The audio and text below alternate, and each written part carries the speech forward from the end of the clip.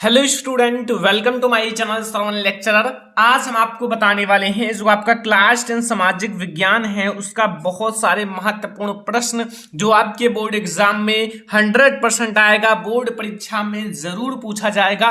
ये वीडियो बहुत ज्यादा इंपॉर्टेंट है, वीडियो को लास्ट तक देखना और जितना क्वेश्चंस बताया जा रहा है उन सारे क्वेश्चंस को याद करके ही बोर्ड एग्जामिनेशन में आपको जाना है, क्योंकि ये सारे क्वेश्चंस 100% वाले हैं जो बोर्ड एग्जाम में कई बार पूछा गया है। ठीक है, वीडियो को लास्ट तक देखते रहिए, वीडियो को लाइक कर देना, चैनल पर नए हो सब्सक्राइब कर लेना। ठीक है, पहला प्रश्न आप लोग देखो, पहले ही चैप्टर से है कि फ्रांस की क्रांति हुई।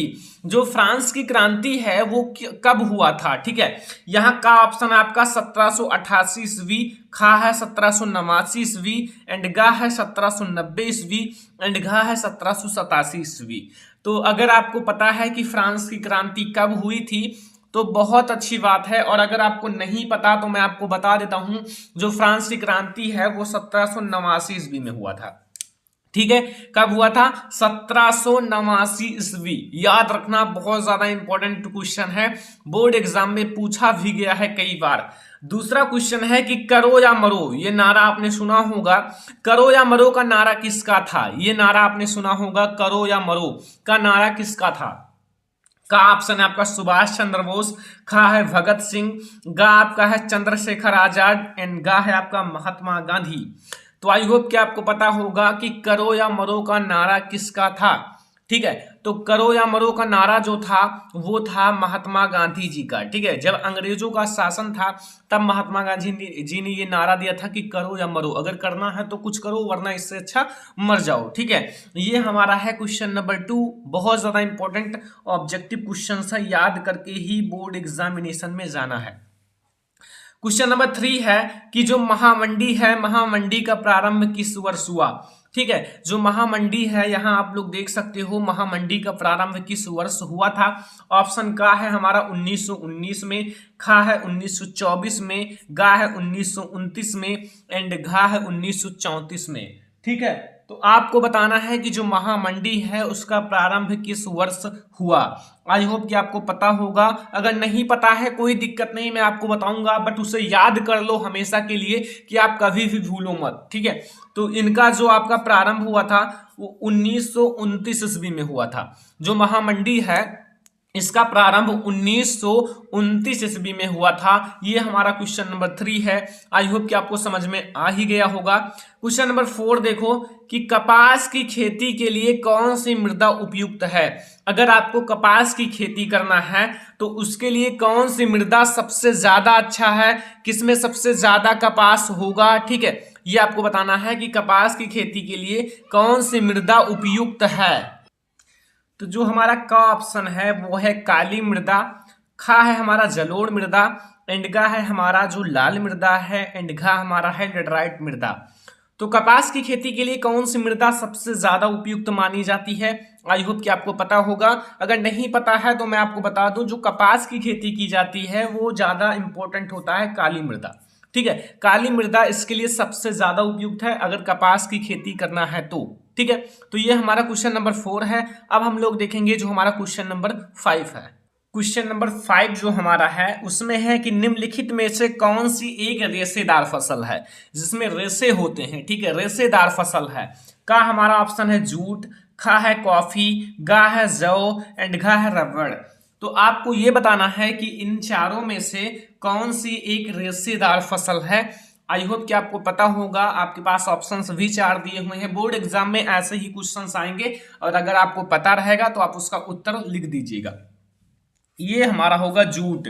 जो जूट है वो एक रेशेदार फसल है। ठीक है, याद रखना, ये हमारा क्वेश्चन नंबर 5 है और आई होप कि आपको क्वेश्चन नंबर 5 समझ में आ गया होगा, कोई भी दिक्कत नहीं होगा। ये हमारा क्वेश्चन नंबर 5 है, बहुत ज्यादा इंपॉर्टेंट है। जितना क्वेश्चन डिस्कस किया जा रहा है ये क्वेश्चन आपको याद करके ही जाना है। क्वेश्चन नंबर 6 है कि भारत में पवन ऊर्जा का विशाल केंद्र कहाँ स्थित है?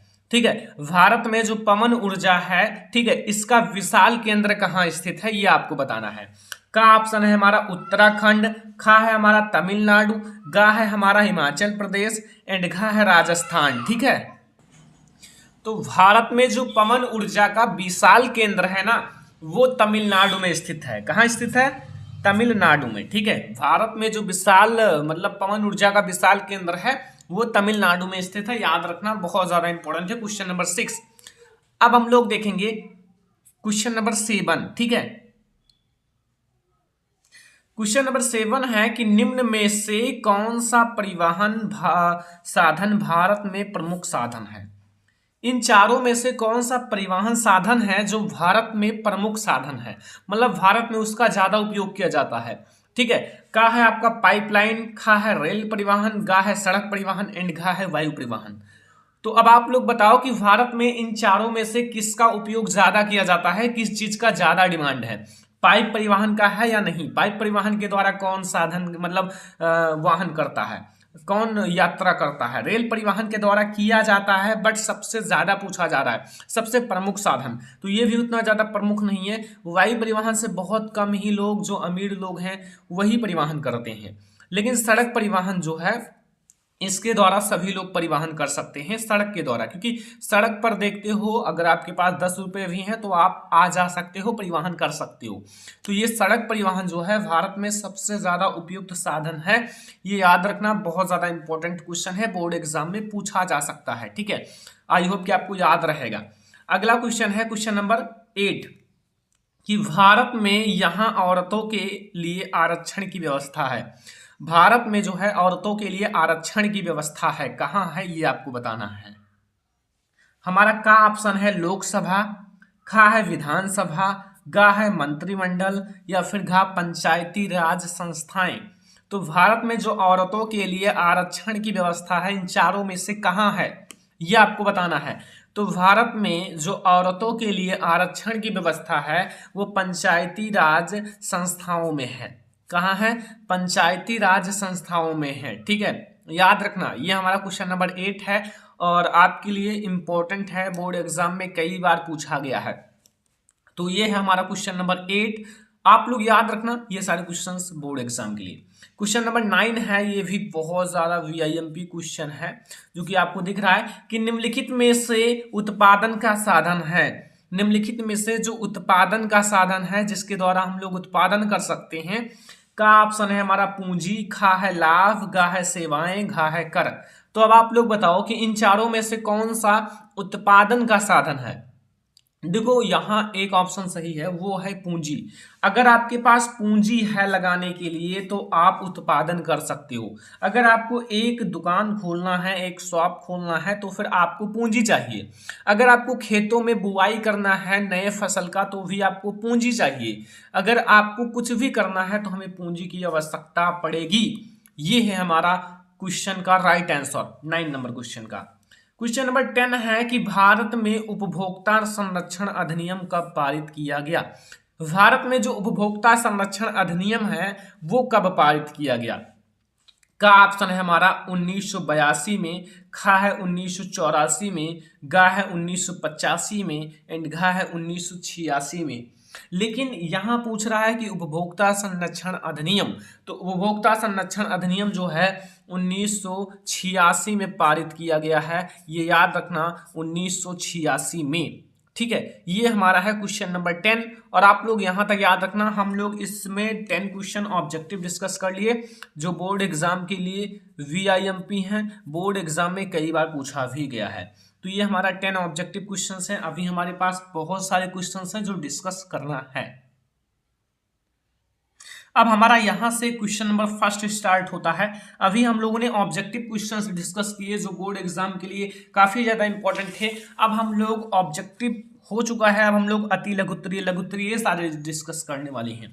यहाँ पूछ रहा है कि जर्मनी के एकीकरण में सबसे महत्वपूर्ण योगदान किसका था और जर्मन राष्ट्र का प्रथम सम्राट कौन घोषित किया गया। देखो जब मैं आपको एक वीडियो अपलोड किया था इसके 5-6 दिन पहले, तो उसमें मैंने आपको जर्मनी का एकीकरण और इटली का एकीकरण दोनों पढ़ा दिया था, क्योंकि दोनों पढ़ाना बहुत ज्यादा जरूरी था, तो मैंने आपको वो दोनों पढ़ा दिया था। अब यहाँ आपसे पूछ रहा है, अगर वो वीडियो देखे होंगे तो यहाँ आपको पता होगा इसका आंसर कि जर्मनी का एकीकरण और इटली का एकीकरण। अब यहां जो जर्मनी का एकीकरण से रिलेटेड क्वेश्चन है तो आई होप कि आपको पता होगा कि जर्मनी के एकीकरण में सबसे महत्वपूर्ण योगदान किसका था और जर्मन राष्ट्र का प्रथम सम्राट कौन घोषित किया गया। तो जर्मनी के एकीकरण में ऑटो वन बिस्मार्क का सबसे महत्वपूर्ण योगदान था। जो ऑटो वन बिस्मार्क था, इसका जर्मनी के एकीकरण में सबसे महत्वपूर्ण योगदान था। क्यों? क्योंकि जर्मनी के एकीकरण में ये उन सेनाओं को और मतलब राजा की तरफ से मतलब लड़ाई किए और इनकी जीत भी हुई। ठीक है, आप लोगों को पढ़ाया गया है जर्मनी का एकीकरण। और फिर प्रसा के राजा, जो प्रसा के राजा हैं, प्रसा के राजा थे विलियम प्रथम। ठीक है, प्रसा के राजा विलियम प्रथम को जर्मन राष्ट्र का प्रथम सम्राट घोषित किया गया। इसमें दो क्वेश्चंस पूछा गया है, एक जर्मनी के एकीकरण में सबसे महत्वपूर्ण योगदान किसका था, और इसी में सेकंड जोड़ दिया गया है कि जर्मन राष्ट्र का प्रथम सम्राट कौन घोषित किया गया। तो यहां मैंने आपको दोनों बता दिया कि जर्मनी के एकीकरण में जो ऑटो वन बिस्मार्क हैं, यहां आप लोग देख लो, ऑटो वन बिस्मार्क हैं, इनका सबसे महत्वपूर्ण योगदान था। और प्रसा के राजा जो विलियम प्रथम हैं, कौन है? विलियम प्रथम। विलियम प्रथम को जर्मन राष्ट्र का प्रथम सम्राट घोषित किया गया। ये हमारा वीआईएमपी क्वेश्चन है, इसीलिए मैंने आपको इसको कई बार रिवीजन कराया कि आप लोगों को याद रहे, आप भूलो मत। क्योंकि अगर आप भूलोगे तो यही क्वेश्चन बोर्ड एग्जाम में देखने को मिलेगा, और अगर आप आज भूल गए तो फिर बोर्ड एग्जाम तक भी भूल जाओगे। तो याद रखना, भूलना मत। फिर यहां देखो, उसी से रिलेटेड थोड़ा सा क्वेश्चन है कि जो ऑटो वन बिस्मार्क है, ऑटो वन बिस्मार्क को जर्मनी के एकीकरण का जनक क्यों कहा जाता है? इसके दो कारण लिखिए।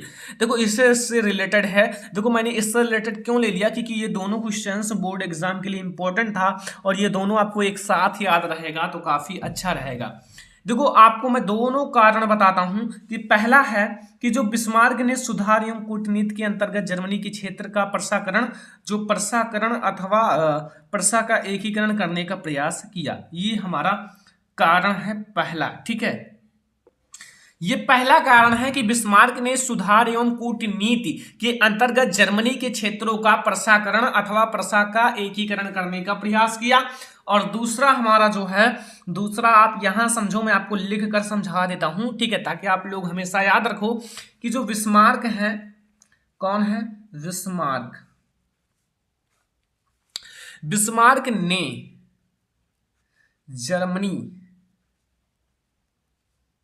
जर्मनी के एकीकरण, ठीक है, जर्मनी के एकीकरण के लिए, ठीक है, एकीकरण के लिए रक्त और लौह,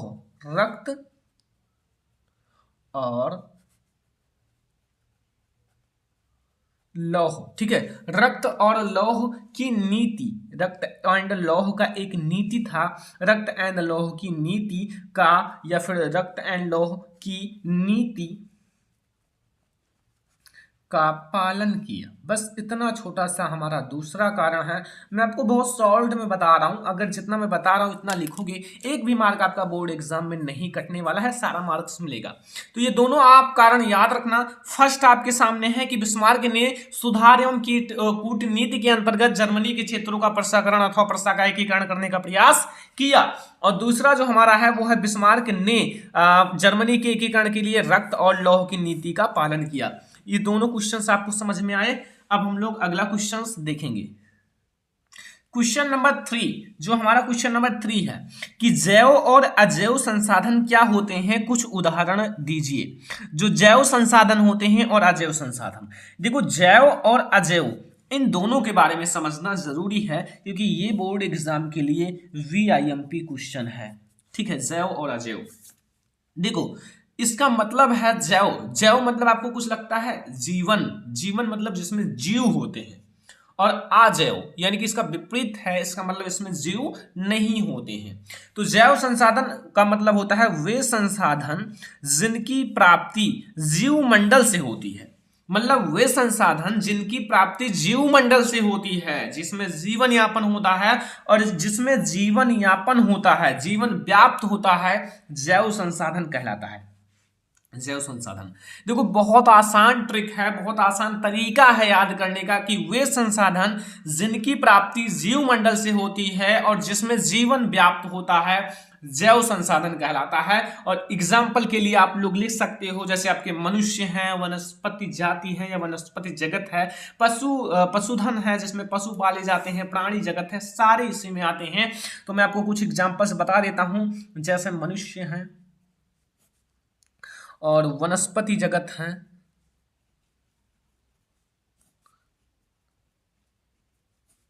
पशुधन जिसमें पशुओं को पाला जाता है, एंड प्राणी जगत। भाई आपको एक दो याद हो, एग्जाम्पल बहुत है, कोई दिक्कत है नहीं, इतना आपको याद होना चाहिए, आदि थोड़ा आपको याद होना चाहिए। ये हमारा पहला है। दूसरा पूछ रहा है अजैव संसाधन। अजैव संसाधन मतलब होता है वे सारे संसाधन जो निर्जीव वस्तुओं से बने होते हैं, अजैव संसाधन कहलाते हैं। जो निर्जीव वस्तुओं से बने होते हैं, एक स्थान से दूसरे स्थान पर नहीं जा सकते, उसी स्थान पर रह जाते हैं, ठीक है, वो हमारे अजैव संसाधन कहलाते हैं। जैसे आपका है चट्टाने, जो चट्टाने होती हैं, चट्टाने मतलब निर्जीव होती हैं ना कि सजीव होती हैं? निर्जीव होती हैं। क्यों? क्योंकि उसी स्थान पर रहते हैं, ना श्वसन उत्सर्जन कुछ नहीं करते, तो भाई निर्जीव होंगे ही। तो ये हमारे हो गए जैव और अजैव संसाधन दोनों। आई होप कि आपको समझ में आ गया होगा, कोई दिक्कत नहीं होगा। देखो बहुत आसान तरीके से मैं आपको समझाता हूं कि आप लोगों को समझने में कोई दिक्कत ना हो, और मैं आपको समझाने के लिए तैयार रहता हूं, ठीक है।